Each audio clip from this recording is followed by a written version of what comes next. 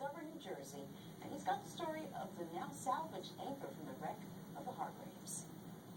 This is the deck pin Plucked off the bottom, 90 feet down, 6 miles out.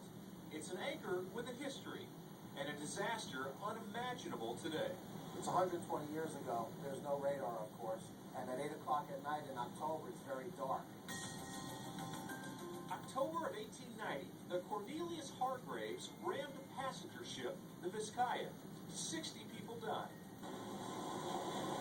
For Bill Cleary, the story started a few years ago when he salvaged the anchor of the Vizcaya. It now sits in front of his restaurant in Brielle. He then went back looking for the Hargraves anchor, but it wasn't at the wreck site. After a 2-year search and almost giving up, he finally got a sonar hit.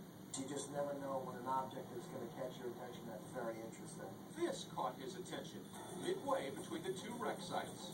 Right away, we put divers in the water.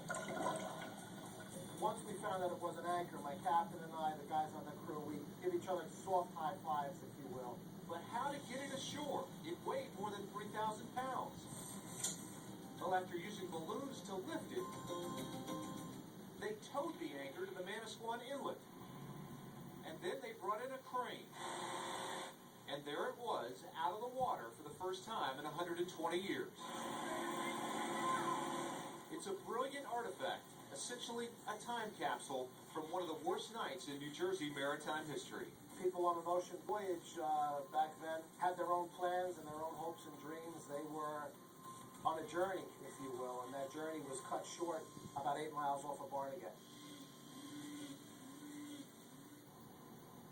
Now, once they finish cleaning it up, the anchor will go in front of Cleary's new restaurant in Point Pleasant. For information about this collision, what happened that night, check Kurt's Facebook page. He's got some links you might find interesting.